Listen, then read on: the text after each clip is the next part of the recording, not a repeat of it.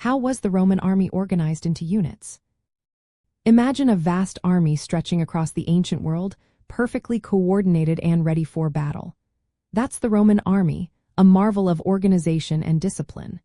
At its core was the legion, the main fighting unit. A typical legion had about 5,000 to 6,000 heavily armed infantry soldiers. These soldiers fought as a single, flexible force that could operate independently on the battlefield. The legion was divided into 10 smaller groups called cohorts. 9 of these cohorts had around 480 soldiers each. The first cohort was larger and more prestigious, with roughly 800 men. Each cohort was broken down further into smaller units called centuries.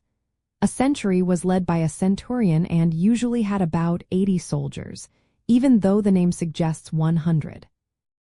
Within these centuries, soldiers were grouped into tiny units called contubernia, or tent groups. Each tent group had about 8 men who shared living space and equipment. This setup made it easier to command and control the soldiers, down to the smallest groups.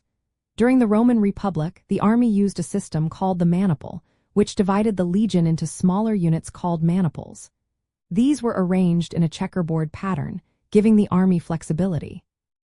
But by the time of the Roman Empire, the cohort system replaced the maniple system for better cohesion and easier command. The Roman army also included cavalry units called equites legionis attached to the legions. These were mounted soldiers who provided speed and mobility. The army recruited auxiliary troops from allied or conquered peoples.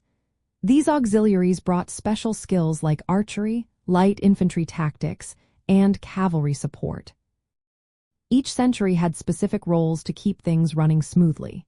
The tesserarius was in charge of guards, the signifer carried the standard and managed pay, the cornicen blew signals with horns, and the optio was the deputy to the centurion. The hierarchy was clear, with centurions leading centuries and senior centurions commanding entire cohorts. This structure kept discipline tight and leadership effective. All these layers of organization made the Roman army highly efficient and adaptable. It allowed them to carry out complex battlefield maneuvers, which helped Rome expand across Europe and beyond. Every part of the system worked together to create a fighting force that was tough, disciplined, and ready for any challenge.